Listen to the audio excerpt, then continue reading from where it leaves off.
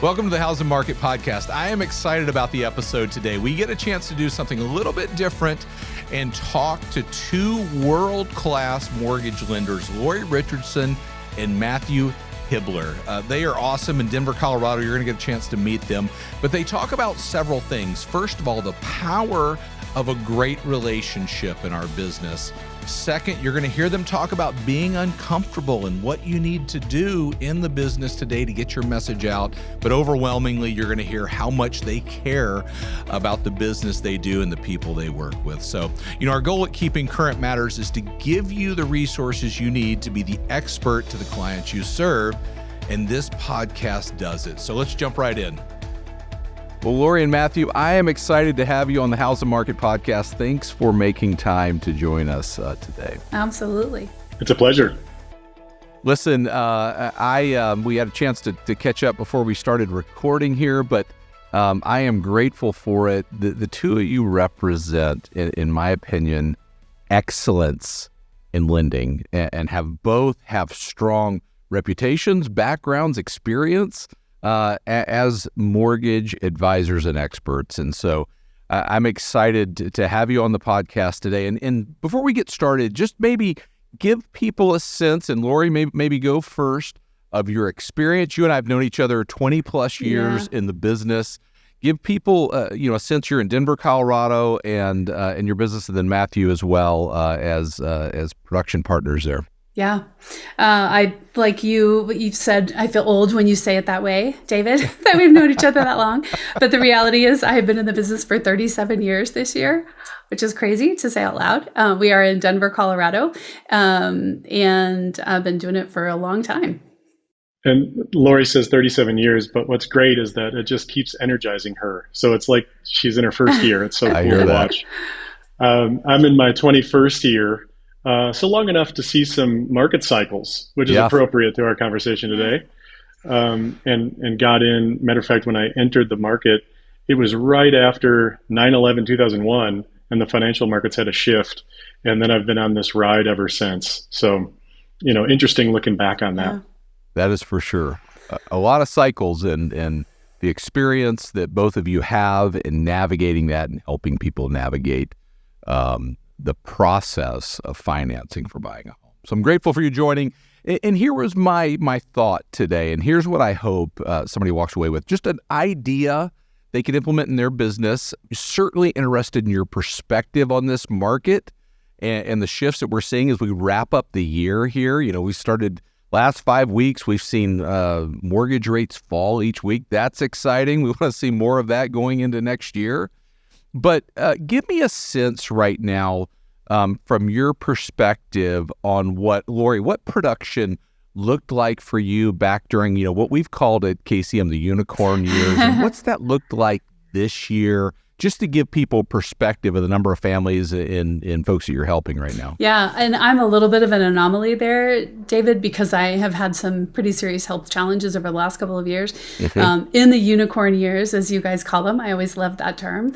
We were helping, a couple hundred families every year, so somewhere between 60 and at a peak of $100 million. Like I said, I've kind of been on and off sabbatical for the last couple of years, and Matthew and his team have really jumped in to help. We're still helping probably 5 families a month right now. But again, for me, it's because I really have had to take a back seat and put my health first for a little while. Yeah. So, no, I hear that. Yeah. And Matthew, in your production, talk about that just and what that's looked like over the last couple of years as well. Well, thank you. Yeah, those unicorn years, meaning just low rates and lots of mortgage volume, $300 million I was responsible for in most of those years plus, which is a lot. It's a lot to provide high service levels behind is really the point there. Yeah. But, when you say give a tip to those that are thinking about the market today, I really like that you used the term perspective a minute ago, because it sounds maybe simple, but that is the biggest piece to conducting a real estate or a mortgage business right now in the market well. It is shifting perspective. In the past, including the unicorn years, clients come to realtors and they're excited. They get to think about how many bedrooms and bathrooms and maybe babies on the way and filling up those bedrooms and whatever the excitement is around buying real estate. And now, the value of a mortgage lender, I might sound biased here, but I really mean this. The value of a mortgage lender is way up. It's so much more important than it has been. When interest rates are 3%, mortgage payments can slip right into somebody's budget. The payments are great. People buy real estate, they move, they shift. And now, mortgage rates are more than doubled. And Lori and I talk a lot that the mortgage payment needs to become the budget, not fit it into the budget. And you need a great lender that can look at a total financial picture and help people or guide them to an end goal where they can make the payment palatable in the market today. And it's a shift of perspective.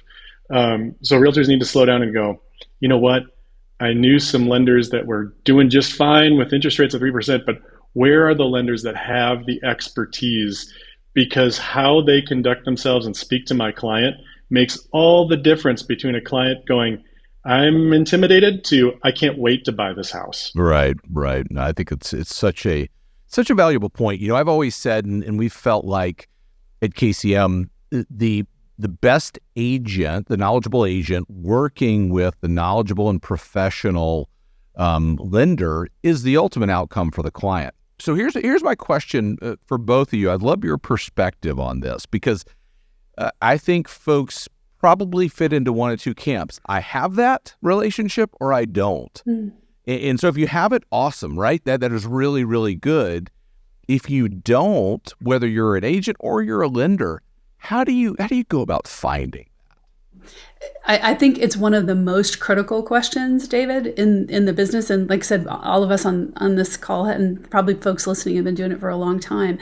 And I think first you ask the question, do I have it? And evaluating those relationships right now has never been more critical. Matthew and I talk about all the time, we're literally creating deals that didn't exist before. And we'll probably talk about strategies and tactics later in the call, but it's really critical in our opinion. And it goes both ways, right? We have to be working with real estate professionals on that side. They have to be working with lending professionals that are meeting the client where they are. We know that there's so much demand out there. There's fear, there's apprehension, there's anxiety. Sometimes there's excitement, but I think probably those first three emotions kind of are the overwhelming, like that's what I feel first when I think about buying a home is fear and apprehension. And so we have to find a way to connect with those clients and make them the hero of the story, right? What is it that you're really trying to accomplish? We know that nobody gets up and says, I want to get a mortgage today, right? Said no one ever, right? They want the home, they want to build their net worth, they want to save for retirement, for kids' college education, all those things. But we have to be thinking outside the box. And like I said, we'll probably talk strategy going forward. But thinking, what is our client asking? Like what's really important to them right now? And how can we really engage them in conversation so that they relax a little? That's what we really need, is relax a little. And let's talk about what really your goals are. And usually it is one of those things I mentioned, saving for retirement, creating, financial freedom, building wealth, whatever those are. Real estate can be and is a very attractive way to do that, even now.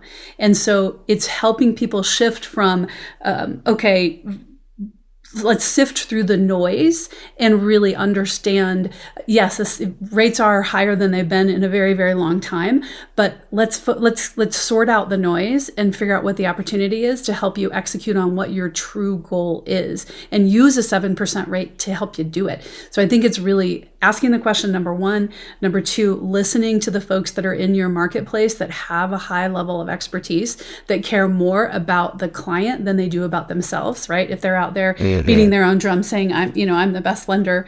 In our experience, those folks are concerned more about the profit and the transaction than they are about the person.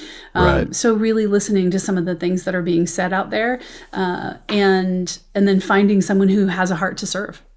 That's awesome. I think that part about caring about the client more than anything else is critically important. I know, Matthew, you were going to say something. Yeah, thank you, David. And Lori, that's a wonderful answer.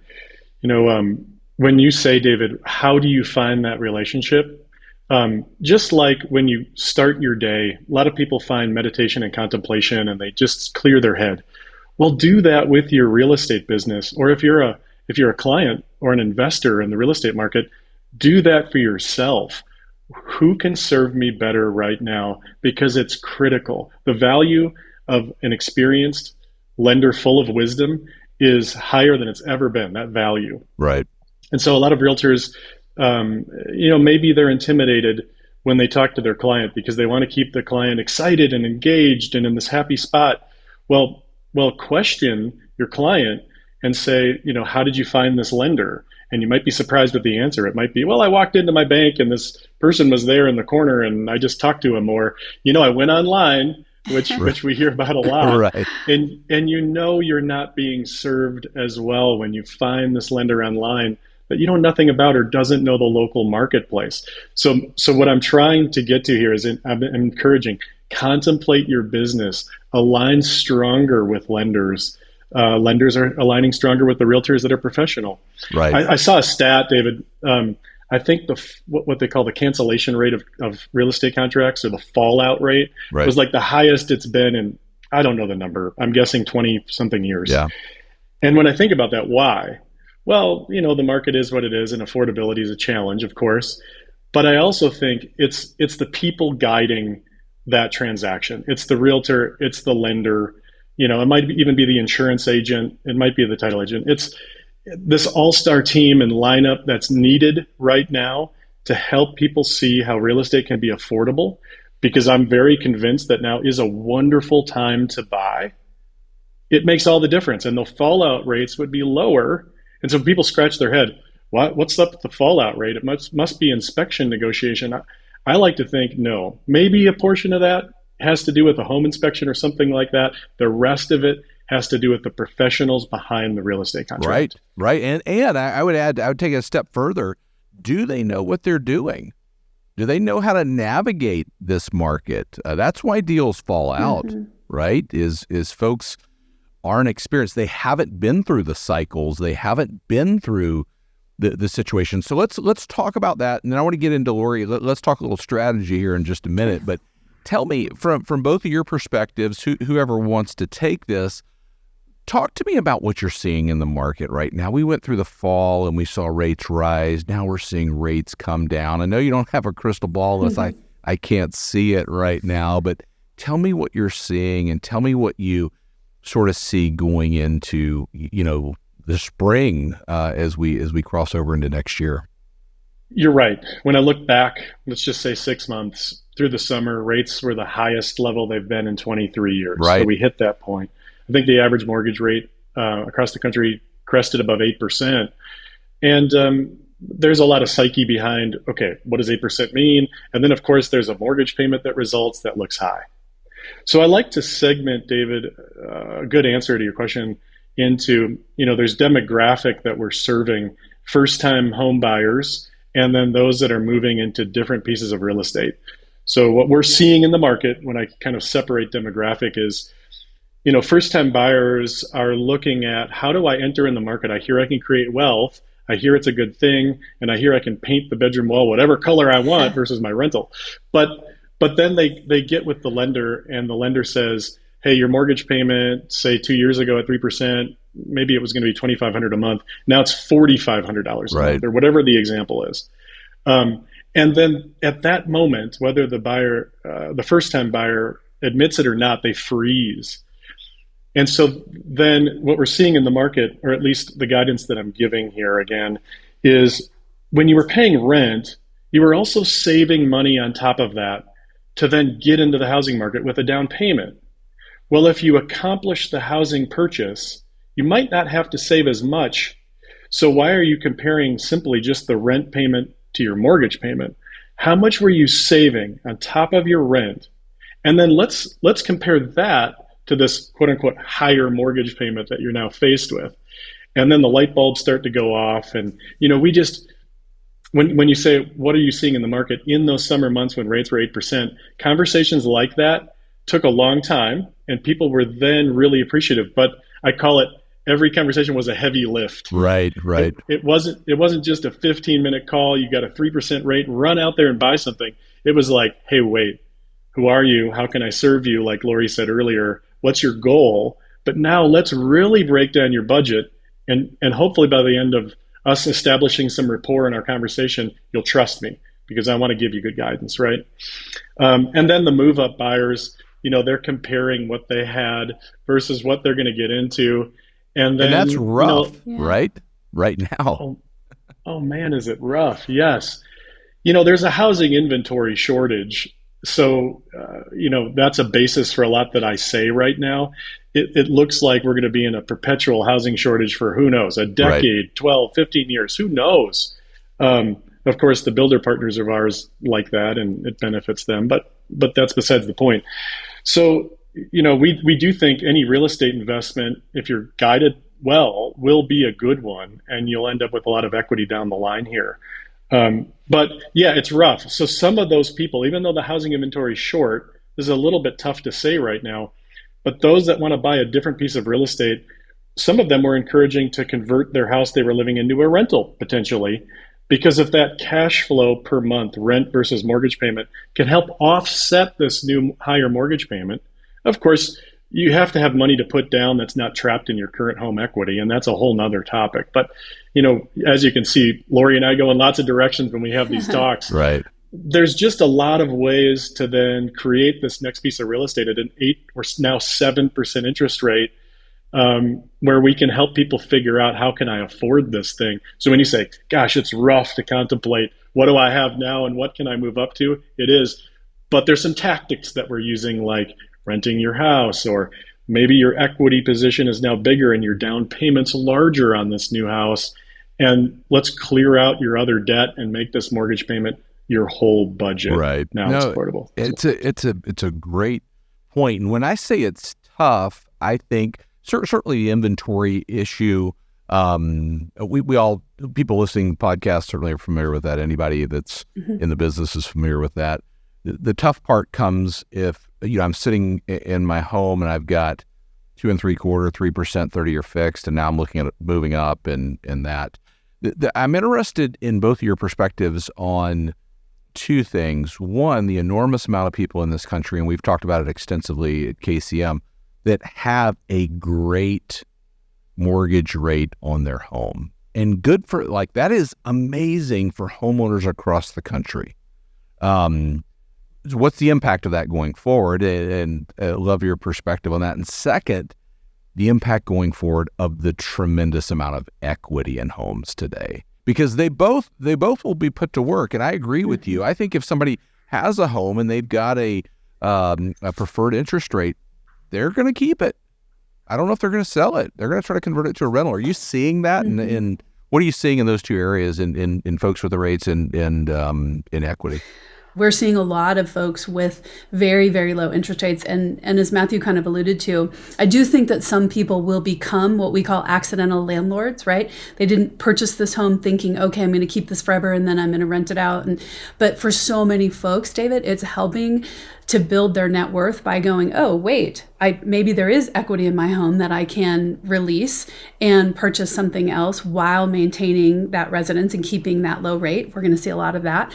We're also seeing some folks that are, as Matthew alluded to, looking at it from we're kind of pulling back and going, okay, yes, you have a great rate. But what people are forgetting when they think through their interest rate on their home is their overall global debt rate, right? We call it the household blended debt rate. If you look at someone that has let's just call it a 3.5% interest rate. However, they've gone through the recession, they've gone through the pandemic, and now they've got other debts that are in their life, and they can't. There's no real plan, right? When there's a plan to pay it off in 3 months, okay, no big deal, who cares? But we're finding a lot of our clients don't have that ability. So we're taking a look and saying, okay, what is your actual global debt rate on your entire all of your debt? And can we either refinance you into something to lower the amount of interest that you're paying, to help you with cash flow and sometimes liquidity, right? We've got a lot of clients that lack liquidity because the market has shifted a lot. They've got a lot of equity in their home, which we'll talk about in a minute. And so it may be time to reposition some of that equity to help them with, from a cash flow perspective and a liquidity and a safety perspective now.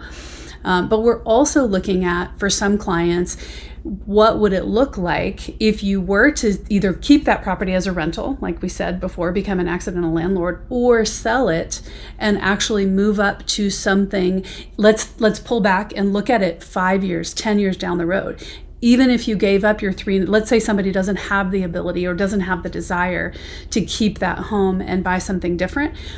Based on what we know and what we've learned a lot from you and Steve over the years about what we anticipate happening with home equity and appreciation over the years, does it make more sense for me to sell my $700,000 home right now and purchase, let's just say, a $900,000 home because I'm bursting at the seams? I had more kids. I went through a divorce. Now something has changed in my financial life. And if I look at it from a net worth perspective, 5 years down the road, owning that larger home based on what we anticipate happening with home appreciation, essentially what we've seen for the last 70 years in the U.S. economy, does it make more sense for us to consider giving up that lower rate in order to build wealth over time? And that's totally counterintuitive to the way that people think. People think, I can't afford to buy a bigger home because I have this great rate. And sometimes it's actually the opposite of that. Helping them build their net worth means getting rid of that home, getting rid of that interest rate, because we can use the collective debt more effectively and more efficiently to help them build their wealth. I want to ask you a question on that. That's great perspective on a different way to look at a challenge that many people are facing. What are you using to help show people that?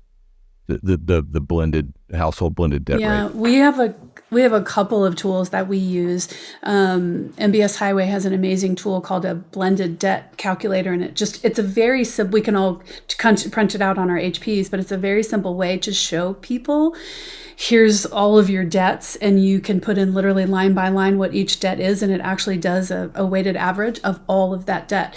And we've got some debt consolidation tools where we can actually play, and also from our great friends at MBS Highway, where we can actually play with it and say, okay, let's look at all of your debt. What do you have? Let's put in your mortgage at 3.25%. Let's put in your car loan at 6.5%. Let's put in your credit cards, which I'm sad to say the average in the United States right now is 27%, which is such a huge number.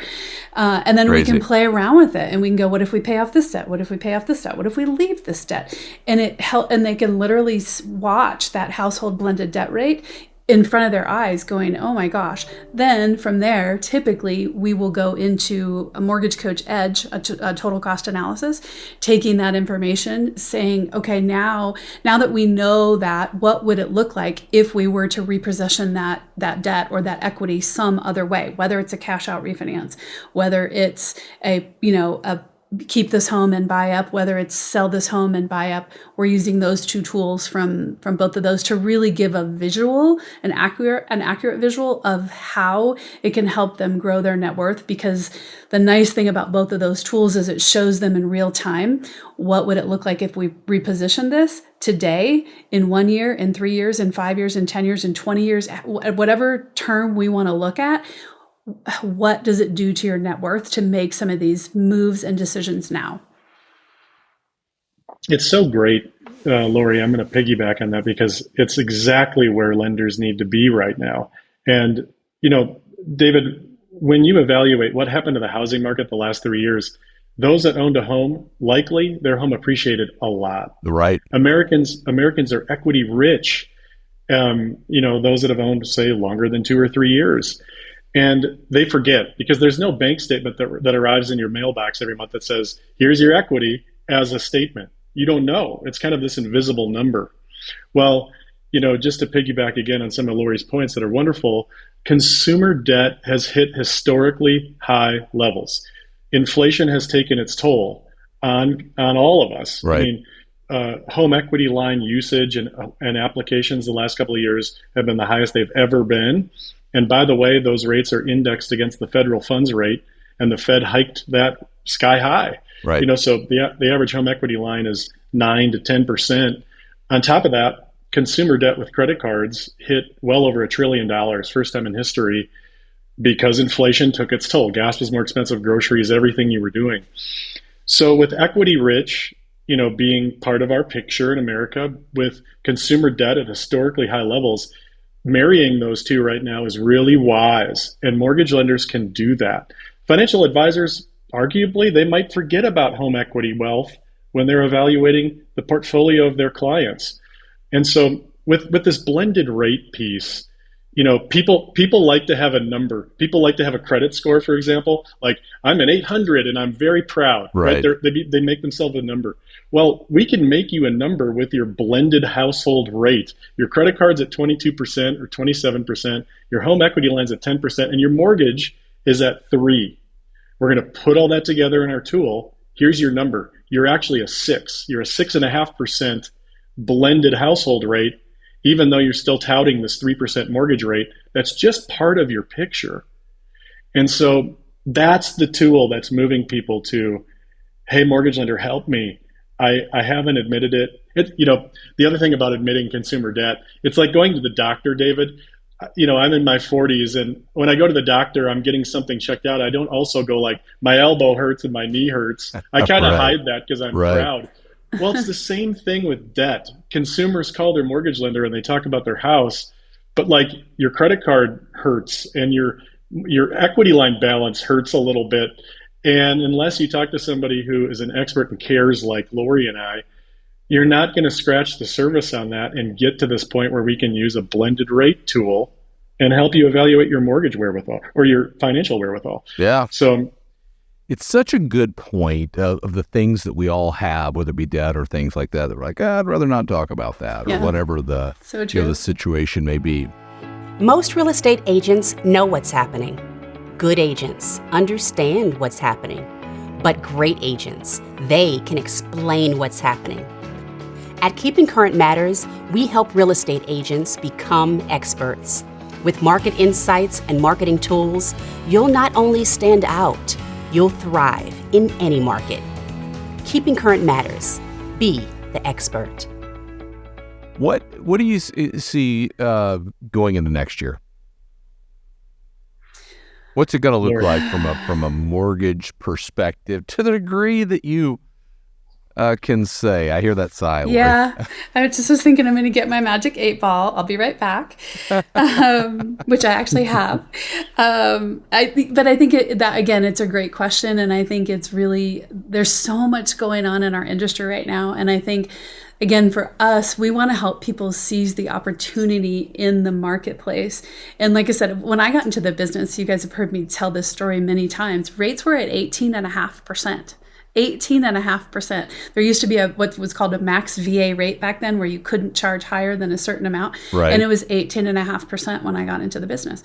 So like Matthew said, we've seen a lot of these cycles, and there have been times where we have told our people, like, it may not make sense to buy a home right now. This is not one of those times. And as we're looking ahead, we're really doubling down with our clients right now, just trying to unearth what some of their financial goals are right now. We're asking our clients, sorry, it's been a long morning. We're asking our clients 4 questions right now. Number 1 is from a cash flow perspective right now, how are you doing, right? If we just ask that question and just kind of shut up and let them talk, that's where we're finding people that have challenges with cash flow, right? We are asking, are there any new debts that you've taken on? Question number 2. Question number 3, how are you doing from a liquidity standpoint? As we head into a recession, cash is king, right? Nobody ever woke up and said, gosh, I'm feeling uneasy because I have too much cash. Said no one ever, right? Except for maybe from an investment perspective, right? It should be deployed somehow.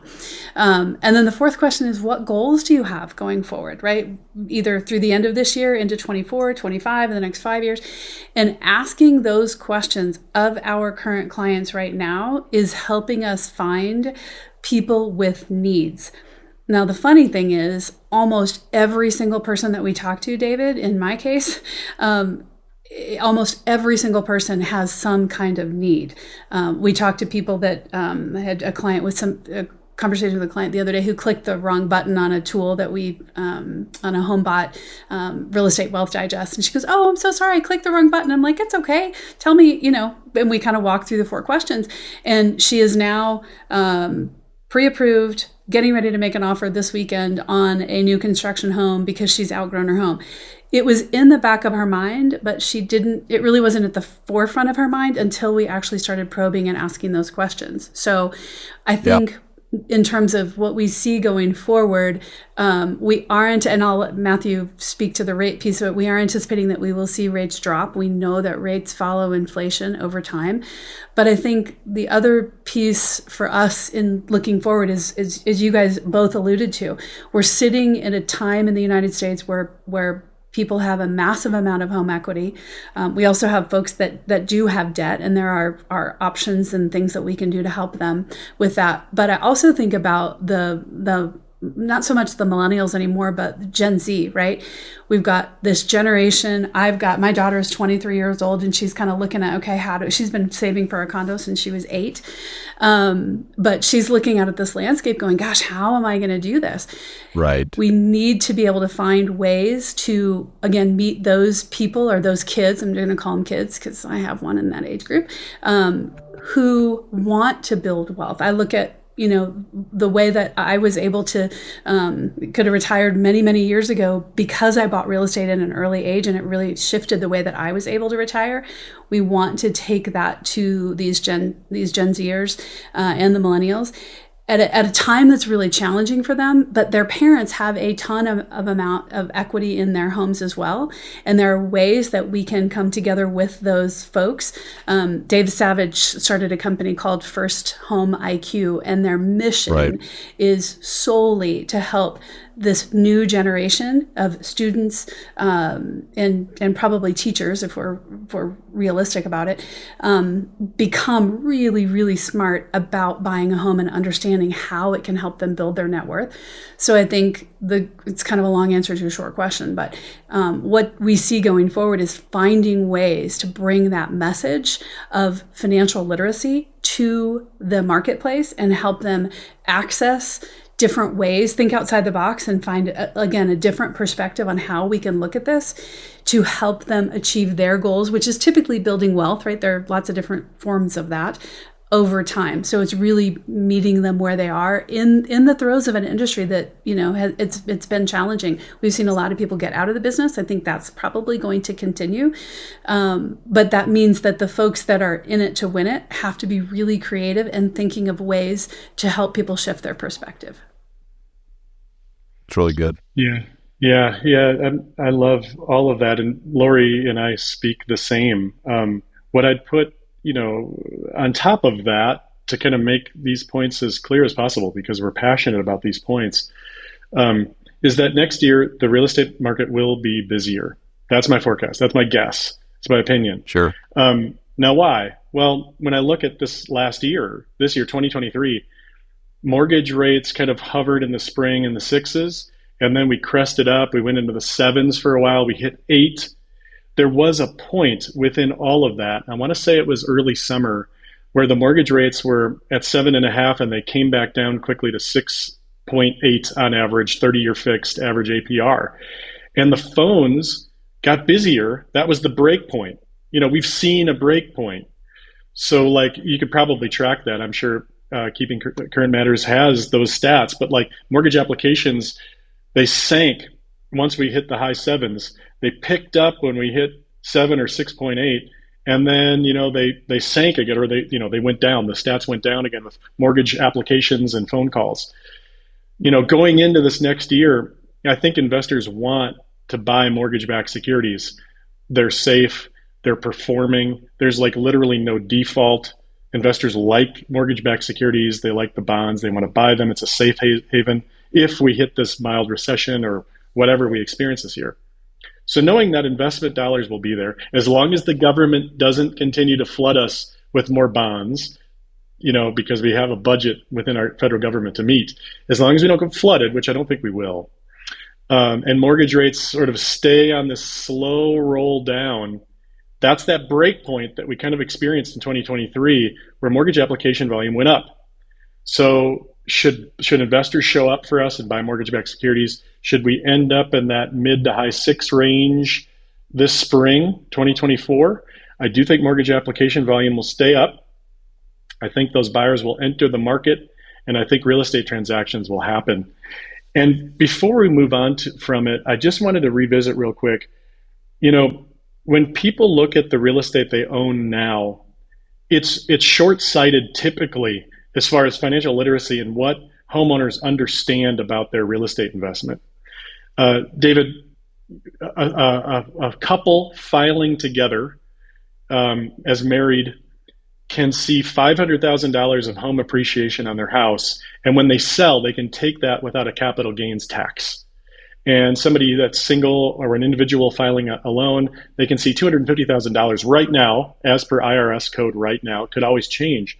They can see that tax free. So a lot of clients call us and they go, I have a 3% rate, I'm never moving. I'm like, yeah, but the last 3 years your home appreciated and you're actually now at the ceiling of what your tax-free appreciation is on your house. Did you think about the fact that you could take your, tax-free monies, appreciation or equity, roll it, start the clock over on a new piece of real estate at a higher interest rate, and then you could see another $250,000 or $500,000 in tax-free or capital gain-free tax income or return.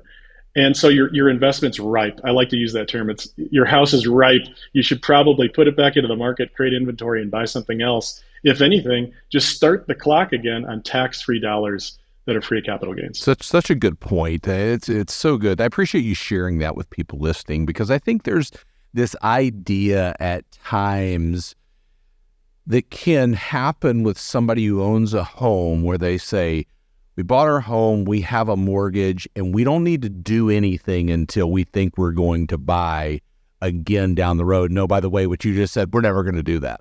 You know what I mean?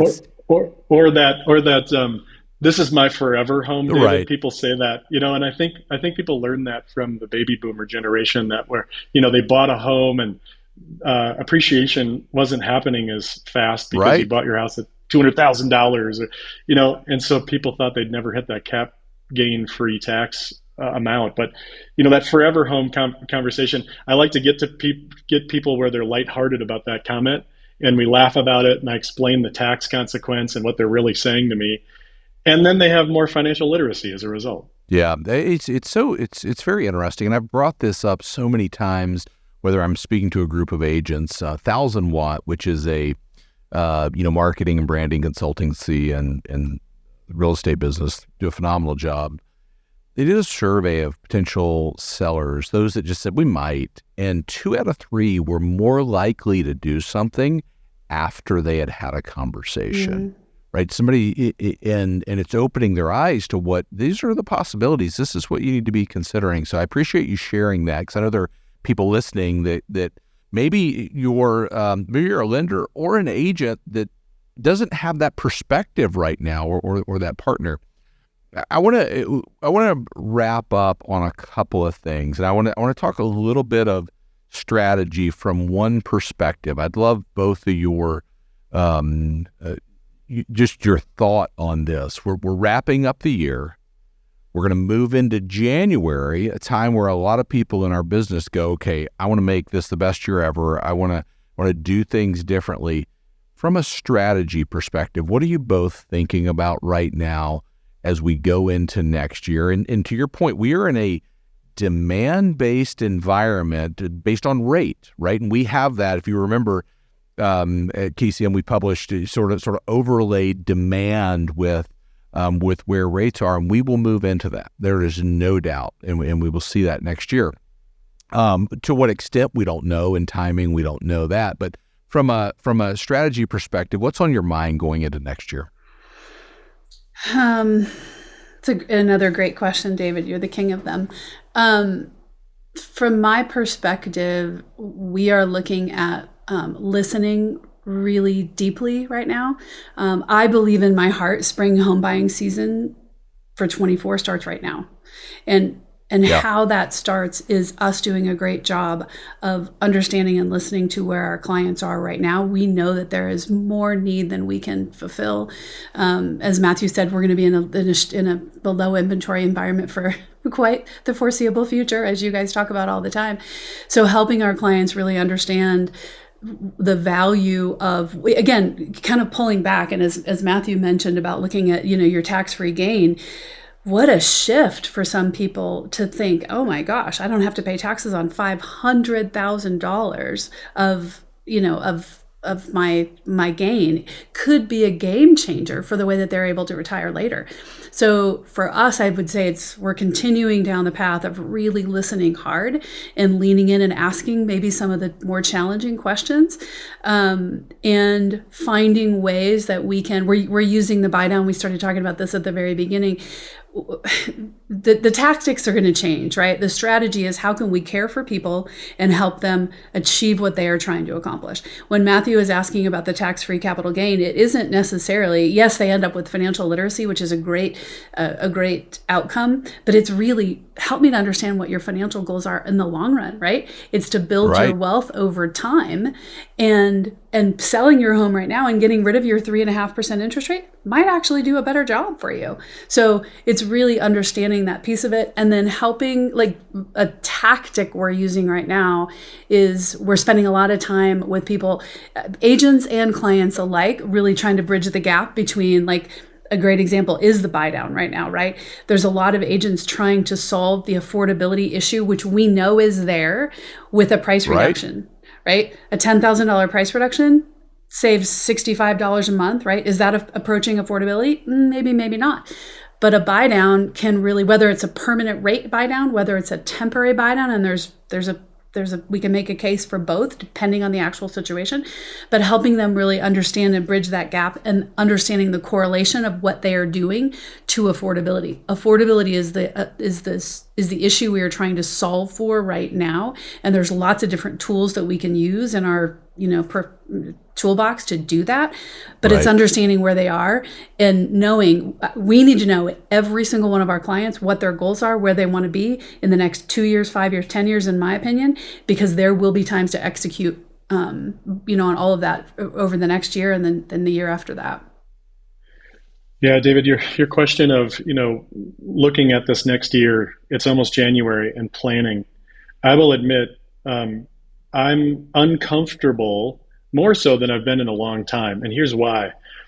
I'm more proactive on outbound phone calls and conversations and videos out to the public than I have ever been before. And for a lot of people, that's uncomfortable. Now, I say that. I'm pretty comfortable. I can get on a camera, and that's probably lucky. I'm blessed. I'm also blessed that the last, 17 years, I played defense every year. People were calling me. I worked hard, I guess. I was lucky to have this awesome reputation, and the phones rang, and I was just trying to figure out how to field those calls and get those clients and customers and realtors answers as quick as possible, right? And now here we are, and in 2024, sort of my mantra going in is be proactive, outbound, not inbound, offense, not defense, And so, speaking to the community that I'm a part of, real estate, mortgage lenders, I'm a lender, of course. It's really out of the comfort zone, be proactive, pick up the phone. I believe that our clients need us now more than they've ever needed us before. We just talked about consumer debt being the highest it's ever been. Interest rates are high. They need scheme and tactic and philosophy. They're sitting on a lot of equity, whether they realize it or not, because it's that silent wealth that you have no bank statement for. That proactivity is so important. So when I make a call and I show a client that I'm caring for them, I'm not just sitting back waiting for them to call me when they think they need a mortgage. Right. That's the mantra. And it's different, David. I have not had to be in that space for a long time. Right. Well, I think the reality is most people in our business haven't. Yeah. That's there's a term in economics they call anchoring bias, which is I remember what the last couple of years have been like, and this feels different.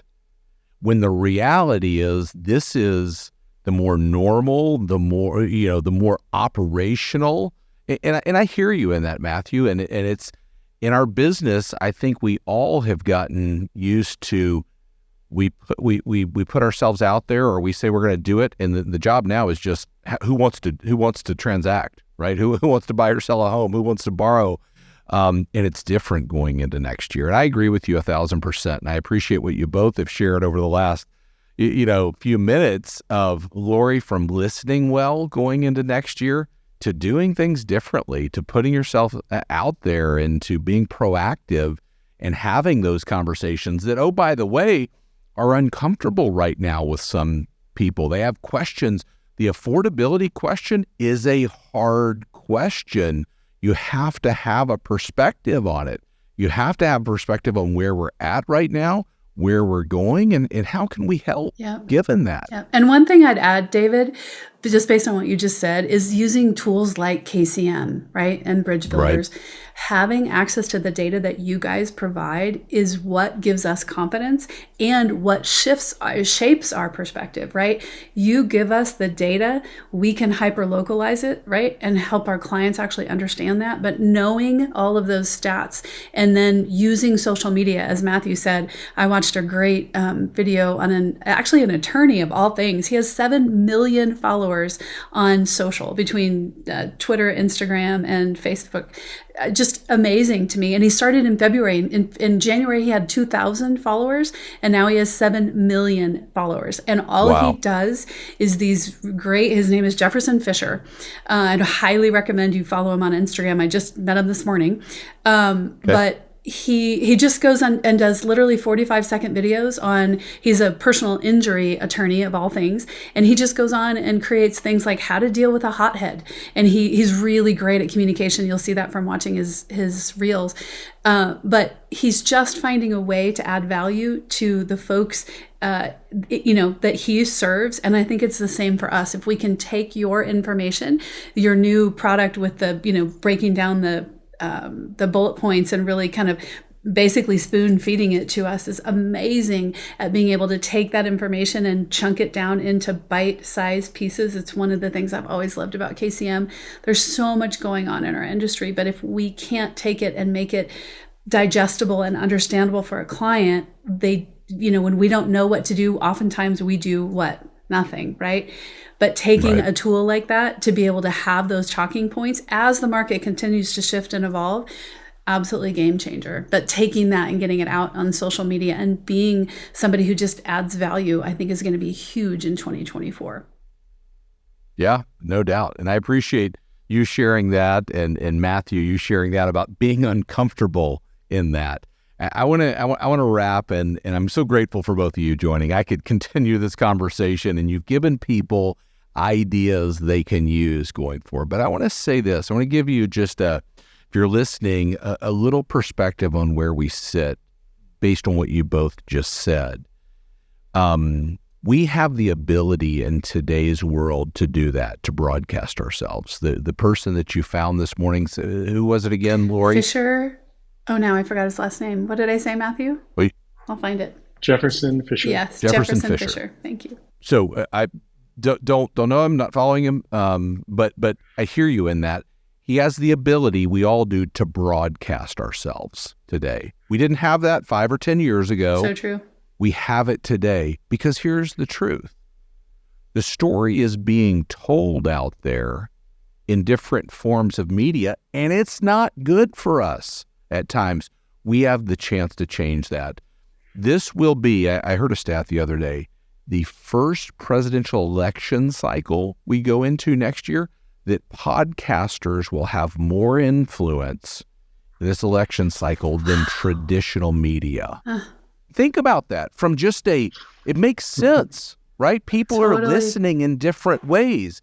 People are getting information in different ways. Or you're learning from something you saw, not from a documentary you turned on, or not to say you can't learn from something like that, but we have that opportunity today. And that is an amazing thing. And our goal at KCM is to give you the tools and the resources so that you can go out and do that. So I am grateful for the time. Matthew, I don't want to cut you off there. I don't know if you have any final thoughts, either one of you, but thank you for joining the podcast today. It's such a pleasure. Yeah, we appreciate you having us on so that we can share some wisdom. We do hope these tips help, David. At the end of the day, we're, really, Lori and I, we both have hearts to serve and help. And so if some of those tools can be implemented into real estate agents and lenders' tool belts, and for the greater good, home buyers are on a better path. Mission accomplished, as far as I'm concerned. Yeah, agreed. I'll just add two things. One, Steve taught me years ago, what we hear in the media isn't necessarily always true. One of my clients who's a news anchor said it was right during the pandemic, and I was really frustrated by some of the information I was seeing. And then watching, the news, and it was almost like a complete dichotomy, like the complete opposite of what I was seeing. And I actually talked to Steve about it and Barry Habib and just said, I'm so confused. And I said something to this news anchor, and she said, Lori, you have to remember that our job as news folks is to sell more news. Now, hopefully we're telling the truth, but our real goal is to sell more news, which means scare the bejesus out of me at 6 a.m. so I'm back at 6 p.m. to learn, So I think using tools like KCM and a lot of the tools that we use is really just laying out the information, right? And letting people make really good, educated decisions and helping them get to where they want to be. And I would say, to your point before, if you are a real estate agent and you don't have a lender who's bringing you tools actively going, hey, here's what our clients are feeling and facing right now. Here's a way that we can help them shift their perspective, and not to sell them something, but let's help them focus on the end game, right? My end game is I want to retire by whatever. I want to have saved enough money to put my kids through college, whatever. Let's focus on that. And if your lender isn't bringing you those tools right now in this market, then that's when you start looking, like you said at the very beginning, David, what questions do you ask? And you hit it on the head. If you don't have that relationship, and it's the same thing with us on the real estate side. If we are not working with agents who are saying, look, success comes to those who work hard, right? We will all fail. And so, as Matthew alluded to, there's never been a more important time to have those partnerships in our relationships, because we truly believe that good things come to those who hustle, and now's the time to be hustling. So thanks for taking the time with us. Thank you. And I want to tell you both, from everybody listening, I know there are things that people will take away from this and they'll be able to implement in their business. They'll be able to make a difference ultimately in folks that are buying homes, selling homes right now. There's a wall in our office here at KCM that says we believe every family should feel confident when buying and selling a home, and that's what drives us. Mm-hmm. And so thank you for joining today and focusing on that. We're grateful for it. Well, that was awesome. It was so good to get a chance to catch up with Lori. She and I have known each other for years, and have Matthew join that conversation as well. And I hope you took something away from it. And if you don't have the relationship with a lender, or if you're a lender, you don't have the relationship with a great agent, that you will use this podcast as motivation to go out and build that relationship. We believe at Keeping Current Matters that every family should feel confident when buying and selling a home, and that is our goal. So do this. If you like this podcast, go in and subscribe to How's the Market podcast, and please share it with someone that could benefit from it.